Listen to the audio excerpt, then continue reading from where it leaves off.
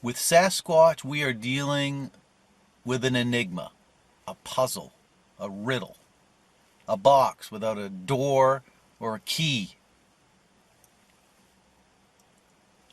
I'm going to let you guys in on a little secret. Because some of you have been asking me, like, where you been, Michael? Did you retire? I like that one. How come you haven't been making videos? Bigfoot burnout.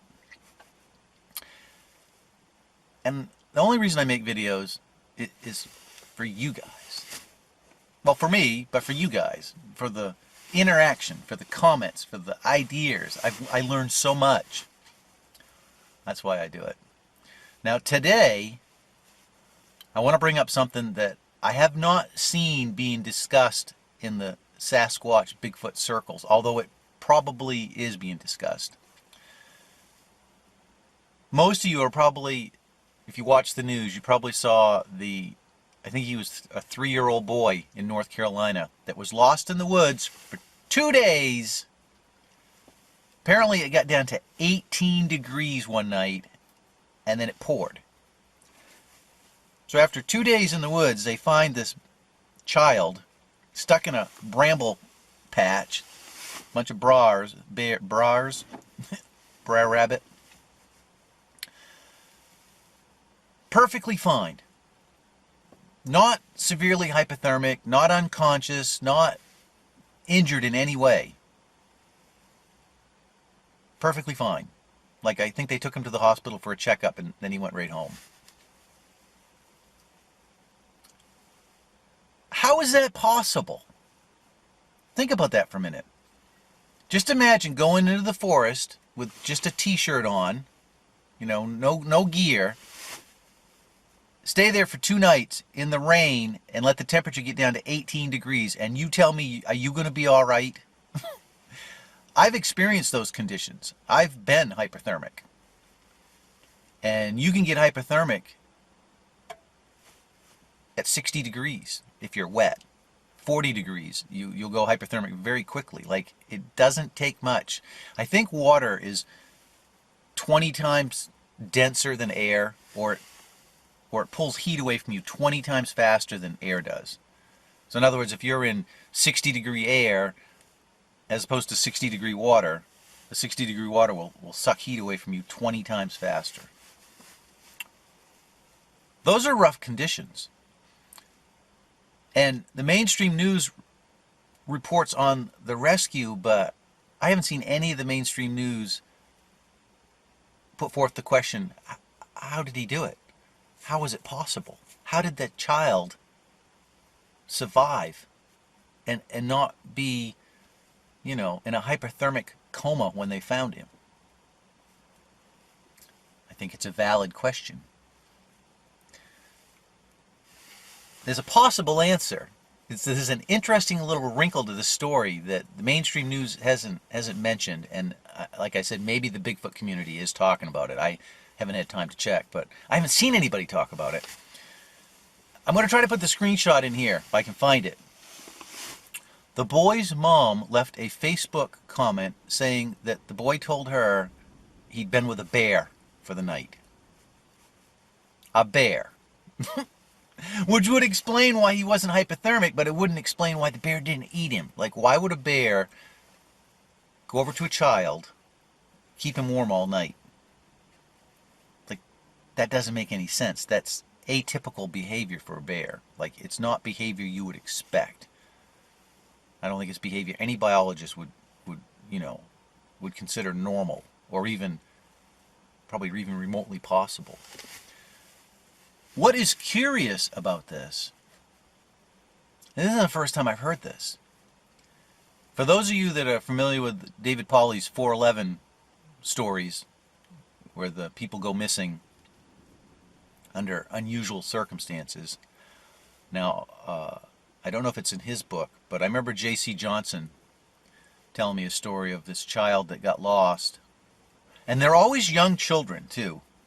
2, 3, maybe 4 years old, but usually, very young. Like, to the age where they can articulate stuff, but you can't really, like, sit down and interrogate them or question them. I mean, they're not verbally verbose. I think that's the word I'm looking for. Like they don't have a master, they haven't mastered all these complex ideas and words and stuff. I mean, they have a very simple mode of communication when you're 3 years old, 2 or 3 years old. J.C. Johnson told me a story of apparently this child got lost. I think the child was like 3, 2 or 3, maybe 3. And they found him, I think the next day, 20 miles from where he got lost, and to get the 20 miles he had to go over a mountain range. Now, for any of you that have taken any search and rescue training or are familiar with when people get lost, generally, almost all the time, if a person is lost, they will tend to go in circles, or, they don't go in a straight line. They also tend to go downhill. And if you think about it, it makes sense. If you're exhausted, you're tired, you're tromping around in the forest, you're going to tend to go where it's easier walking. And it's easier to walk downhill than it is to go uphill. So it's pretty rare for somebody that's lost to go climb a mountain. I mean, that's generally not what they do. Especially a young child. Why would a young child climb a mountain? And when they recovered this child told a story that a bear had carried him over the mountain. And while I can't, from memory, recollect the exact circumstances, it seems like I've heard this story a few times. And you guys can enlighten me, but I'm sure somebody watching this video has heard similar stories of children getting lost. They're out in the woods for 24, 48 hours. They're found, and maybe they had to undergo really rough terrain, or like this boy in North Carolina, they were exposed to the elements, harsh conditions. Frequently in the 411 missing persons things, after the person goes missing, there'll be a rainstorm or some type of storm front will move in. You guys have probably heard these stories, and please share it with us, because I know I've heard of this 2 or 3 times. Why is no one questioning this? Why is the news? Why is somebody in the news not turn around and go, how did this kid survive 18 degrees in the pouring rain? Actually, 18 degrees, that would have been below freezing, so, they found him in a swamp. There would have been ice. Very interesting. Now, one of the things I think about is, because of course I'm connecting this to the Sasquatch, Bigfoot, forest spirit phenomenon, if you will. Why do these children not report being comforted by gorillas? Why is it always a bear? Are they confused? Do they not know what a gorilla is? You would think a child that knows what a bear is would know what a gorilla is.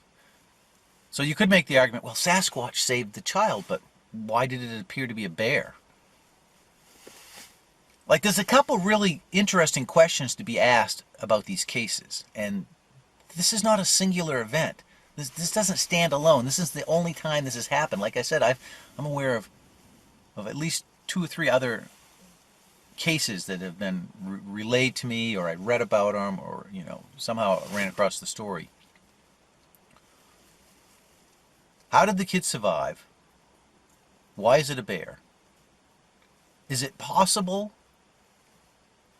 I mean, there are people that report that Sasquatch and Bigfoot can morph. Frequently you get, I say frequently, on occasion you'll get reports of them turning into trees, turning into stumps. Campfire Tales, a book about exploring in Maine from the late 1800s, relates a story in there where I think it was Shushunkcook Lake. It's up to the east of Moosehead Lake. There's a story of a guy that was tromping across there who's going to a logging camp to bring in their pay, and apparently a Sasquatch, he called it Pamula. Now Pamula is supposed to be like a half bird, half moose, something, but frequently in Maine, reports of Sasquatch, they'll call him Pamula, or the Indian Devil.